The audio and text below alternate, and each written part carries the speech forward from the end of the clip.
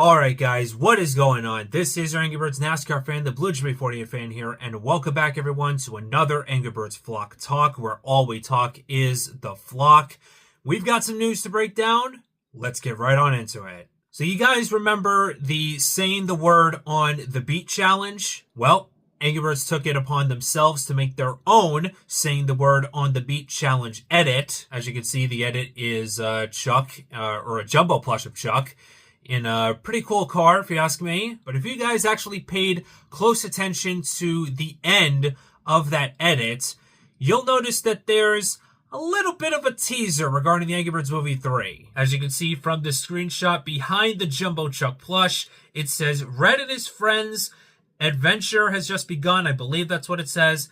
And there's so much more yet to come. Now, I've already talked about the possibility that the Angry Birds Movie 3 could once again be another family feature film. And perhaps that little sneak peek could pretty much confirm it. We still don't know the full details of what the plot is going to be, whether the adventure is once again going to be held in Bird Island, or perhaps it will be the space movie I'm sure many fans have been dreaming up, even though that more than likely will not be the case. But perhaps maybe there could be more characters that will be included in the Angry Birds Movie 3. Let's say, for instance, more of Stella's flock, like Dahlia. What about Joe, Gordon, even Ruby? There are some possible outcomes with that. But yeah, thought I'd share that little Angry Birds Movie 3 leak. And like I said, let's just keep our expectations, rather neutral for now. I know a lot of people are saying that this movie is once again going to be bad. I mean, truthfully, I don't blame them, but, I obviously don't have high expectations myself. But, yeah, like I said, just going to have to wait and see until the first trailer drops.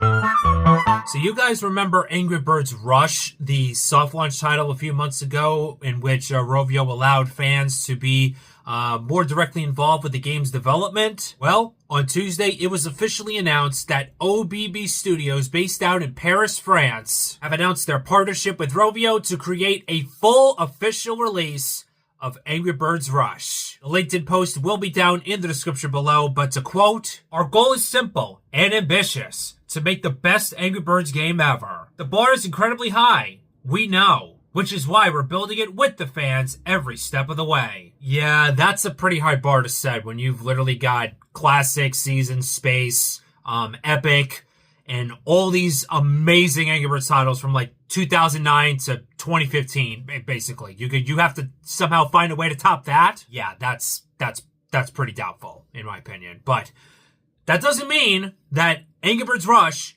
can't be a good game. When I got the chance to play Angry Birds Rush a few months ago, there were some things that I liked, but there was also a good amount of things that I didn't like about it. Hopefully with OBB at the helm of this project, that Angry Birds Rush, it's most certainly not going to be the greatest Angry Birds game of all time, but hopefully it can at least be a somewhat very decent game.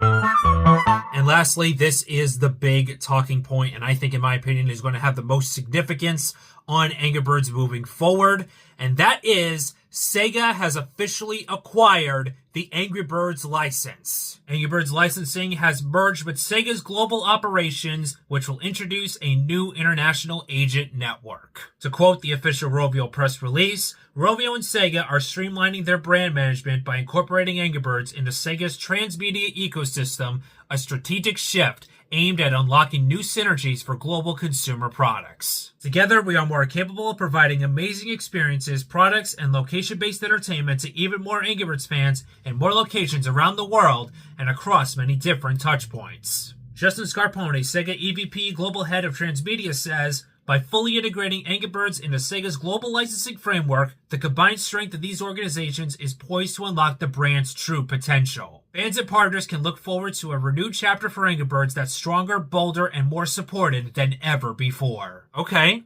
so potentially new collaborations and partnerships. Ooh, I've got one. How about a partnership with one of America's biggest motorsports? But all dreams aside, this was without a doubt a no-brainer move. IMG previously had the licensing rights to Angry Birds. Needless to say, IMG's tenure with Angry Birds was pretty underwhelming. Sure, there may have been some location-based experiences, but in terms of merchandising, there was practically little to nothing. And the handful of stuff we did manage to get, let's just say the quality really was subpar at best. With this news that SEGA will officially be taking over the licensing rights, I think I can confidently say that we are going to get our first elements of this new integration once we get closer to the Angry Birds Movie 3's release. Soon enough, we'll probably see the marketing strategies for the movie. We'll probably also see the consumer products that will be coming out. And maybe down the line, we could be seeing Angry Birds,